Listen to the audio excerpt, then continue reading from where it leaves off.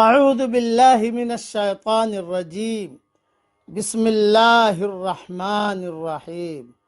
سورہ رعد کی ایک آیت پڑھ رہا ہوں، آیت نمبر 16۔ قل من رب السماوات والارض، کہہ دیجئے کہ آسمانوں اور زمین کا رب کون ہے؟ قل اللہ، کہہ دیجئے کہ اللہ ہے۔ قل افاتخذتم من دونه اولیاء لا يملكون لانفسهم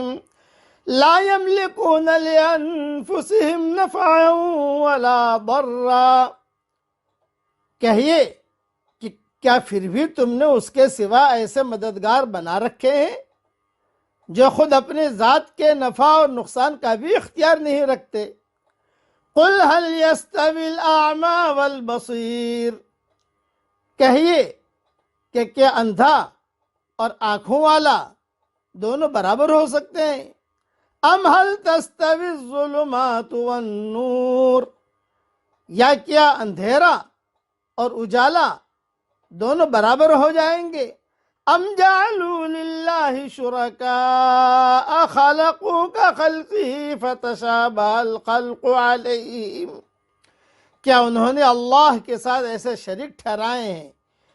انہوں نے بھی پیدا کیا جیسا کہ اللہ نے پیدا کیا، پھر پیدائش ان کی نظر میں مشتبہ ہو گئی۔ قل اللہ خالق کل شیء وہو الواحد القہار، کہہ دیجئے کہ اللہ ہر چیز کا پیدا کرنے والا ہے اور وہی ہے اکیلا زبردست۔ پھر سے ترجمہ پڑھ لیتا ہوں اس کا۔ کہہ دیجئے کہ اللہ ہر چیز کا پیدا کرنے والا ہے اور وہی ہے اکیلا زبردست۔ اب اس کی مختصر تشریح سن لیجئے۔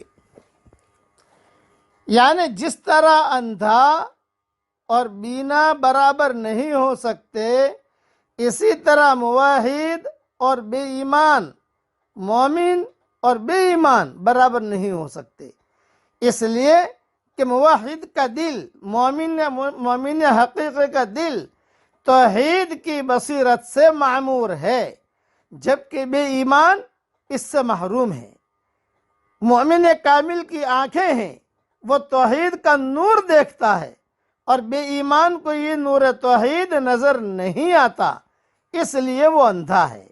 اسی طرح جس طرح اندھیریاں اور روشنی برابر نہیں ہو سکتی، اسی طریقے پر ایک اللہ کا پجاری، ایک اللہ کو ماننے والا، ایک اللہ کو پکارنے والا، ایک اللہ کی عبادت کرنے والا، جس کا دل نورانیت سے بھرا ہوا ہے، اور ایک بے ایمان جو جہالت اور توہمات کے اندھیروں میں بھٹک رہا ہے، برابر نہیں ہو سکتے۔